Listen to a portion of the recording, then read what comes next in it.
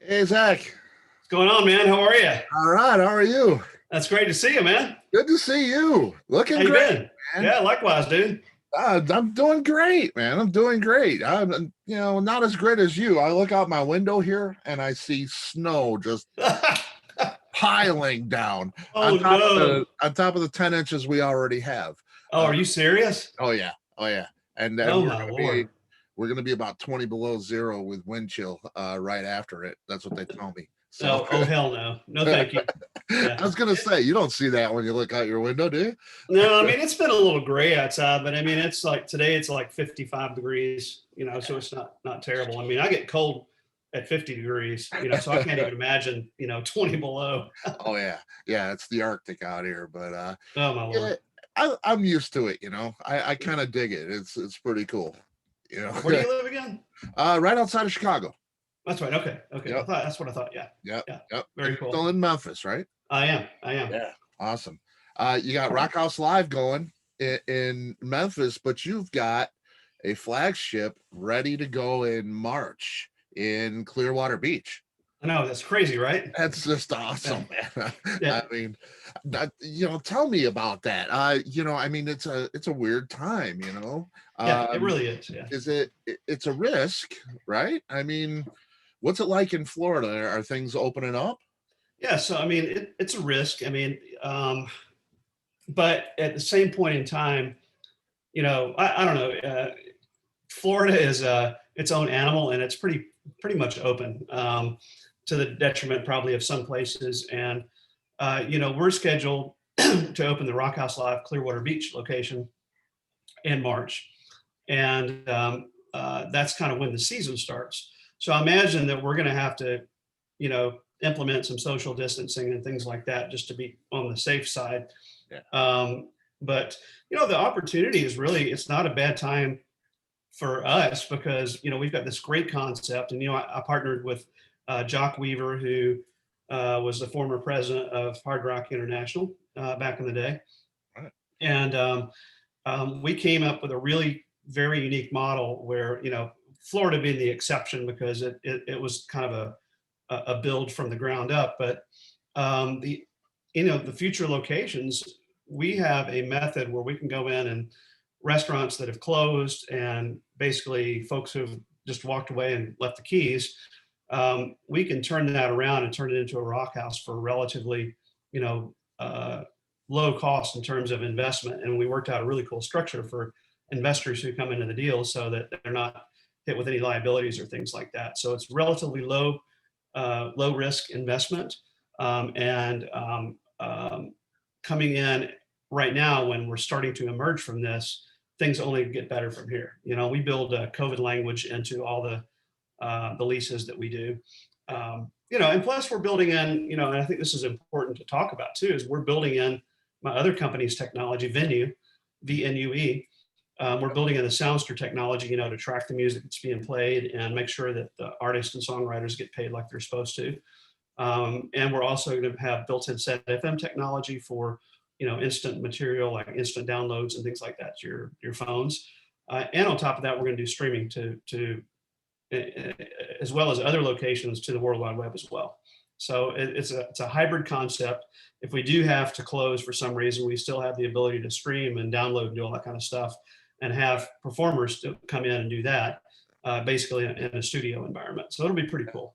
Man, that's great. So I mean, obviously you have a stage there, but it's built for music. It's not just that riser in the corner where bands play. Well, and Florida is a little different. I mean, Florida, predominantly the outdoor space is what we're leveraging. The building itself is relatively small. It's got a big outdoor space. And initially, there's no stage yet, but we're going to build a stage. It'll be outside. And then, of course, Rock House Live Memphis, we have a nice big stage there too. So it's really the whole concept is music centric, and it's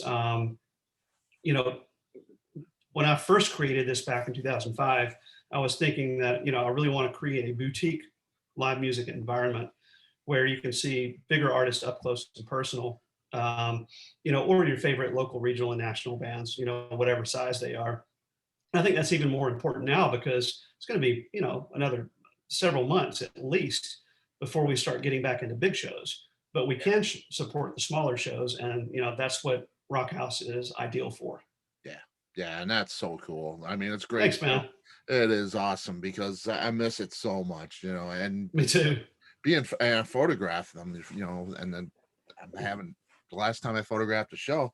Well, I did about a month ago. Did a small show in a small bar, but before that, it's been almost a year. So It's crazy. yeah, I mean, it Yeah. really is. It really is. So seeing stuff like this come out and you putting on things like this is really a great thing. Uh, Thanks, man. yeah, it's fantastic. How do you how does Memphis so now is Memphis the Rock House Live in Memphis, are you having limited capacity there? How do you survive this COVID thing with a restaurant like that and a venue? Well, it's been tough. I mean, Yeah, music has been our thing, and for just until recently, we're cut down to 25% capacity, which you can't really have any bands or anything like that. They just upped it to 50% capacity, so we're going to start having music again to a limited degree in February and see how it rolls. I mean, I think people are still a little afraid to get out to a degree. But we've been having karaoke and stuff like that. But the other really tough part is that we're forced to close at 10 p.m. And we are normally a late night establishment. We stay open until sure. 3 a.m. And although I will say that the Memphis location and our Midtown location in Memphis also, we have great food. I mean, it's best burger you'll ever have. So I hope you actually come down sometime and you can try one. Love to. Um, but you know, even though we have this great food, we're really more known as a music place. So it's really hard to get traffic in there, and we've held on. But Great. and we probably gonna have to hold on for a few more months too. But others unfortunately have not been as fortunate Yeah. as we are. So I count our blessings that we're still around. Absolutely, absolutely. And I think a venue, you've got Set FM underneath it. Now, venue's basically the umbrella for all that, right? You got Set Yeah, FM yeah. and Disc Live. Yeah, VNUE, VNUE Incorporated, and that's the stock symbol too, by the way, for anybody watching this right Right. now. Yeah, yeah. We have really kind of, I'll call it a couple of different divisions. We actually got three now, I guess. We have our B2B division, which is really the Soundster music recognition technology and rights management. That So important. I Yeah, mean, so that's important. You know, really just an important technology that's just saving the world for musicians, really. Yeah, I mean, it's, we're just getting started with it. We've got, got some devices out there, and, it's a continual development. So development really never stops, but we do have some commercial applications, starting. And um, with Soundster, one of the other aspects that too, and I really haven't talked too much about, is in addition to hopefully lowering the cost of the licensing for the businesses and identifying the music so that the proper folks get paid. By a lower entry threshold, we hope to get a lot more places licensed, because it's a lot of times it's cost prohibitive or they just don't understand it or whatnot. But the Right. cool thing about Soundster, and by the way, I'm going to show you one because I have one right here. This is the Oh, back of it. awesome. That's the front of it. It's a little tablet-based box with custom hardware. I mean, it's not a tablet, but it's Yeah. around that type of technology. But the cool thing about it is, if you see these two XLR outputs right here, well, Mhm. Soundster can also deliver music and playlists. So we can offer this as a service alongside being able to identify music that's maybe being played by a band or karaoke or whatever. So we really offer a complete solution. So, for example, you could have, you know, we're working with a couple of different potential app partners on it, but you could have a playlist going and then switch over to your live band, and Sounds would track that and keep track of the music. And what's really cool that I haven't, and I haven't really talked about this either, it's got what's called built-in beacon technology. And what a beacon technology is basically it's Bluetooth proximity. So if Soundster has this technology built into it, and if you walk into a room that has Soundster in it, you can receive targeted advertising directly to your mobile device because the beacon, right? Yep. So, and not only that is if we want to, we can send out advertising to the XLRs to the house system. So the idea, the holy grail here is that we want advertising dollars to pay for the music licensing costs that Right. go into these businesses and actually create a profit center for the business rather than having a cost center, Yeah. and, as a bar owner, even myself, I mean, if somebody says, I got something and you might get another $50 a month on it and hey, you got free music, I'll be like, hell yeah, I'll take Yeah. that, be Yeah. all over it. Yeah. Yeah, man, that is great. That's just amazing technology. And it's so beneficial to the artist. Being an artist yourself, I mean, like myself, being a photographer, you see your images getting put up or used somewhere, and there's not a lot, yeah, Not you a lot. can Yeah. hire lawyers and stuff like that, but a small guy, that's costly, and it's Yeah, it is. long and drawn out, and it causes all kinds of red tape and stress in your life. This is just a technology that takes care of that for you. It's just a wonderful thing for the artist. Yeah. Uh, and I often talk about this too. It's like I've had all of these parallel paths through my career, I guess.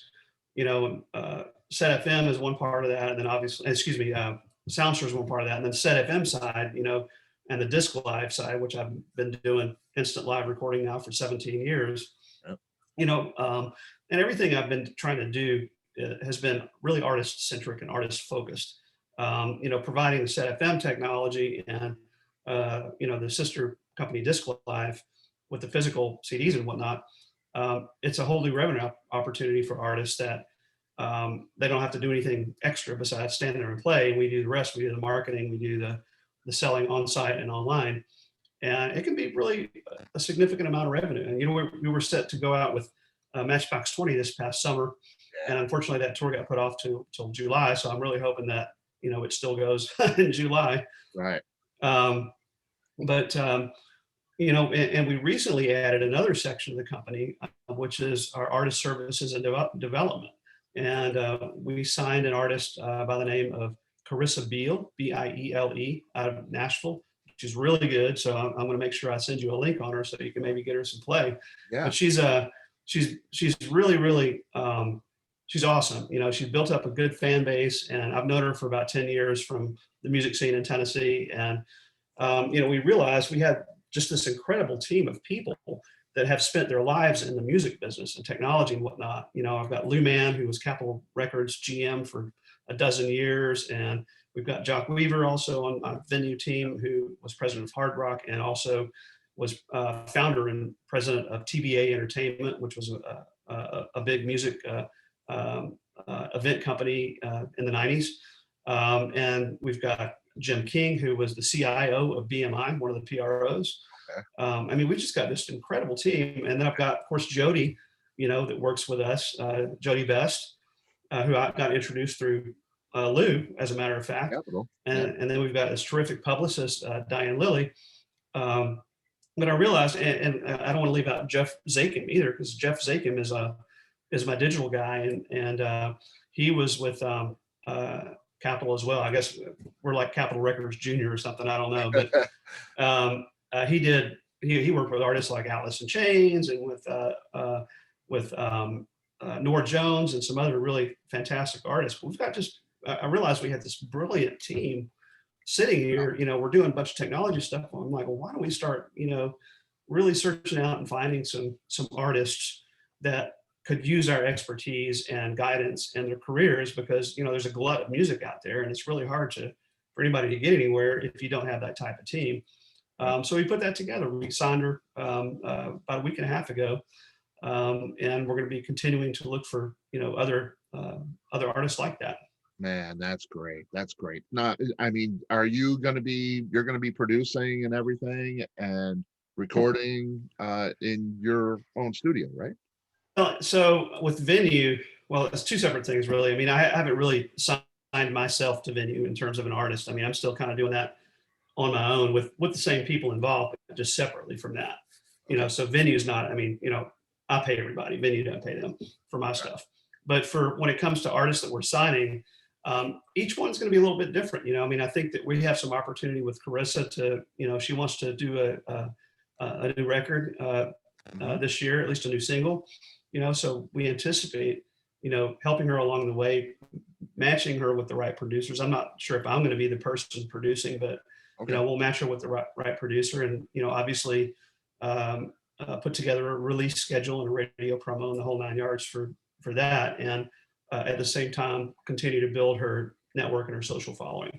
Man, that's So cool. it's like we're a label in one respect, but we're really more of a partnership with the artist in another respect, that they have full control over their career, and it's just a really good win-win deal for the artist and for venue.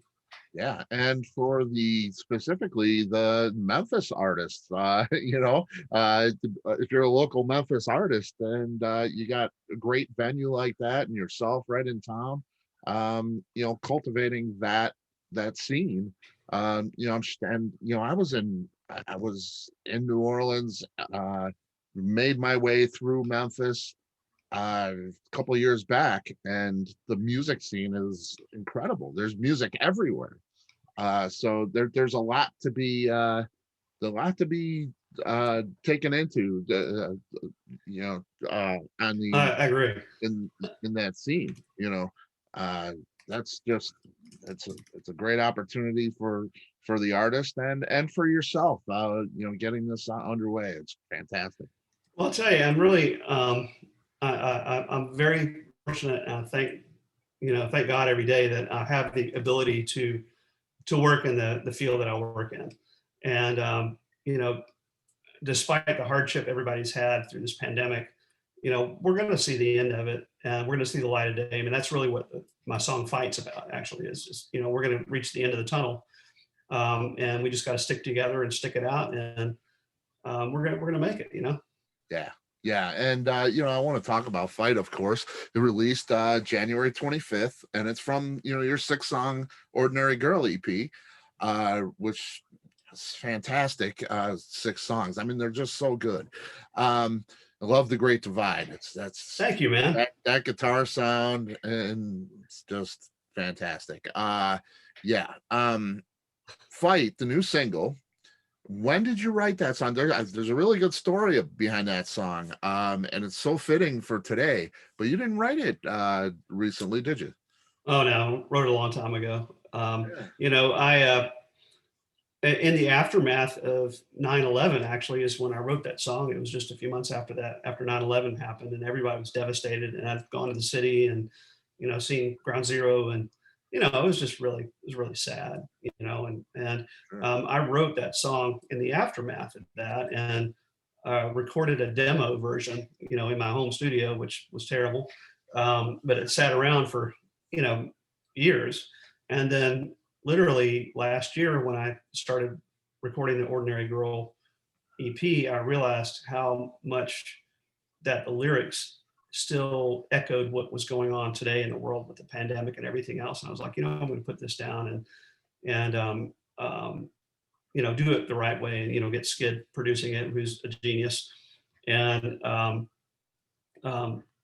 really kind of make it an homage to the first responders, and every one of us as a human who's fighting to get through this mess and come out on the other side and into a better place. And that's really, fight is all about fighting for love and fighting for hope. Yeah. And it comes across. It's a really well written song, and Thank you. it's an emotional thing. Much like Ordinary Girl in a different capacity, of course, but really, really great written songs. This Thank you. whole EP, this great. Now, have you been writing? I mean, you're just such the busy guy. I mean, yeah, you are doing everything. I don't know where you find the time to write and rehearse, but have you been writing? I mean, I realize that it wouldn't be as busy with this pandemic and stuff. Have you had time to write more? A little bit. I mean, despite the fact that the music business has been largely shut down. We've been doing a lot of work with Soundster and focusing on that. But in between, I've been doing some writing, and arranging, I guess. I've got a few other songs I've had in the can for a while, and I think I'm going to go back probably in the next few months and cut one of those as kind of an intermediary surprise single or whatever you want to call it. Yeah. But yeah, a little bit. I'm trying to keep my creativity going. But it's been busy with with VNUE and getting the RockHouse up and running in Clearwater, and it's been kind of crazy, but Yeah. in a good way. Yeah, I was gonna say, there's a lot of people that aren't busy enough. So No, yeah. yeah, I mean, tell me how you partnered with Jock. That's just a great partnership, because Amazing. Yeah. it's Yeah. really, I mean, for RockHouse Live, and I wear the Hard Rock shirt because I I couldn't saw find that. That's awesome. a RockHouse Live shirt. I'm going to send you the link to our online store. Okay, yeah, I looked online and I went to the site and I'm like, there's no merch here. I couldn't find it. So Oh, yeah, no. please send me a link. Store. Yeah. Store.rockhouselive.com. Can't miss it. Okay. And we're going to come up with a bunch of whole cool new merchandise. But yeah, so Jock, man, he and I met at an equestrian event. I don't know, a few years ago, I guess. And somebody said, "Well, do you know who that guy is?" And I'm like, "I don't know, not really." And this is in Tennessee, in Memphis, and they're like, "Well, he's he's like some kind of big guy in the music business or something." Blah blah blah. And so I got his email address and I asked him to send me his info, so I understood what he did. He sent me this CV and just send me links to his website and everything. I'm like, oh my God, this guy is like, done, multi-million-dollar deals. He's opened all these Hard Rock locations. I mean, he was the guy that took Hard Rock public on 2 stock markets back in the day, and I was stunned that this guy was, in my backyard. So we started talking and became friends, and he became interested in what we were doing with VNUE and saw the vision. That what we were doing with the Soundster technology and set FM and everything, and became an equity partner and my close advisor. And as time went on, he eventually learned about RockHouse, which I had always conceived that idea to create another global type of entertainment brand, right? Well, he latched onto it. He loved it, and obviously it's right in his wheelhouse. And he was rolling out these hard rocks so fast that he went from a 750K type of situation to multiple locations, a $200 million enterprise valuation in just a couple of years. Yeah, it's crazy. So yeah, he loves the concept, and we are taking my original concept and improving upon it and creating a truly repeatable brand. We're already talking to folks in New York City, in London, in Australia, and we have a couple of potentials in Cartagena, Colombia, as well as Saipan. So we're actually very excited about it, and we think that, and it's like I said, it's a very unique structure, and this is also, to Jock's credit, funding each location individually. We have a mothership called RockHouse Live International, but each individual location will be funded, separately from the other locations.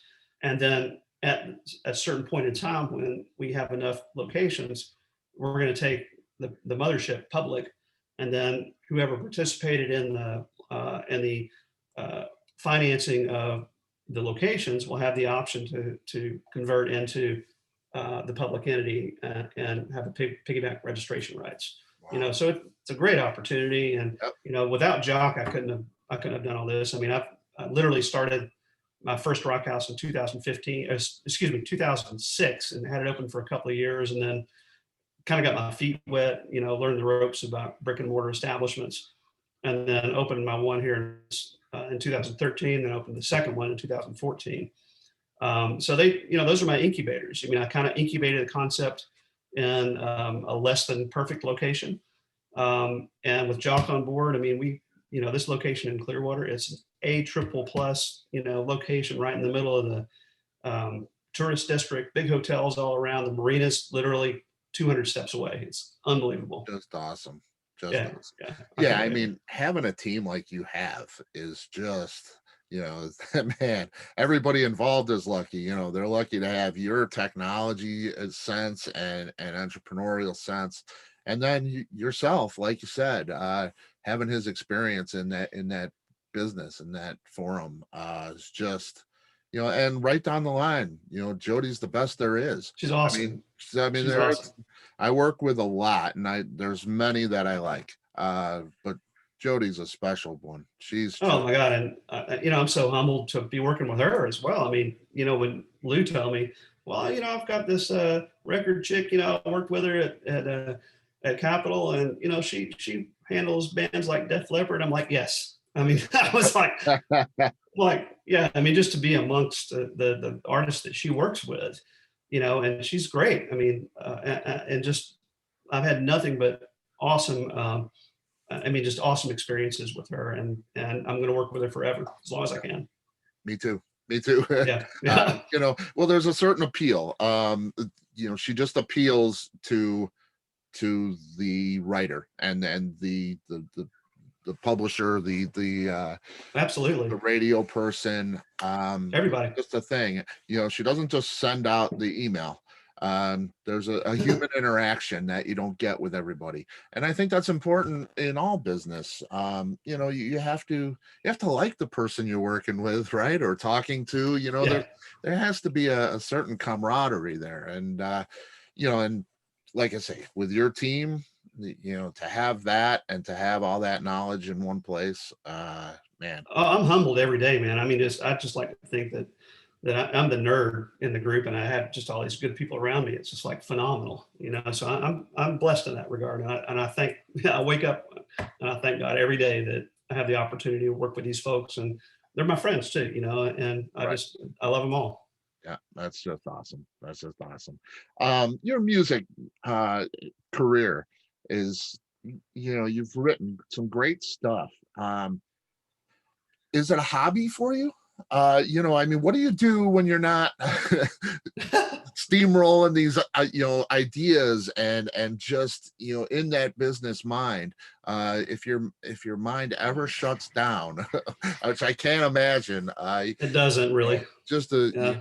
you have a genius mind, and Oh, thanks. that the music is just, I mean, is it a hobby Thank you, for man. you? I mean, how seriously, I mean, obviously you take your songs seriously, but I mean, as getting out there and pushing this band. I mean, you got a great band too. I want you to Thank talk you.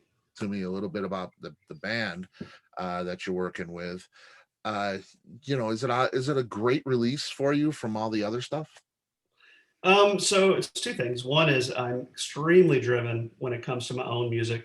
Um, and I'll tell you what really did it. It's never really been a hobby because I've always done it. I've always done it professionally, even playing in bars and, making a few $100 or whatever. It's a big part of my life. I don't know what I'd do if I didn't play. So, um, when the pandemic hit, it really, I guess I never really reached for it. I'll put it that way. I mean, I could have, back in the day, and I've said this probably before, but I could have gone out to LA or sweaty guys in an unair conditioned, apartment and try to make it that way. But I knew my talents were with technology and entrepreneurialism and things like that. And I figured I could play music along the way. And when the opportunity hits, then I could maybe do something with it. Well, it really dawned on me when the pandemic hit that, man, I could be dead tomorrow. I mean, this stuff could kill me, or it could kill somebody else that that I love or whatever. And you just don't know how much time you have, right? So I got a lot more serious at that point in time when I cut the EP, and really began putting a lot of focus. Well, I'll even take it. I started getting fairly serious about it when I released Rutherford Drive in 2019, but the pandemic really did it to me. And I take it just as seriously as everything that I do with VNUE and with RockHouse and everything else. And it's parallel path. I mean, they all merge together at some point, music and technology. So, absolutely, I'm going to continue to push the music and put time to it. And, the beautiful thing about my career choices is that I can run VNUE sitting in a tour bus, in the middle of nowhere. And I've done it before with, going out and recording artists like Rob Thomas and whatnot. I mean, I'm on quite a bit sometimes, and I'm able to execute my job functions and, with Zoom these days, you can do anything from anywhere. So I fully intend to utilize um, um, the relationships that I built over the years in the music business to help my own musical career. I mean, I never played the I'm in a band card until, like probably last year, and started turning some of my manager friends onto the band. And, I remember telling, what's his name? Dave Spiro about it, who's a music manager, and he manages that company and a couple other bands. Yeah. And he wrote me back. He's like, "Holy crap! Can't believe you're real." He didn't know that. He didn't even know I did it. Right. So it at least tells me that there's some opportunity. And my hope is that as we start to get out of this, pandemic, and that as I continue to push awareness of my music and get more fans, to like it and whatnot, that I can approach some of the relationships I have so I can jump on a bigger tour when that starts back up again. Man, that would be great.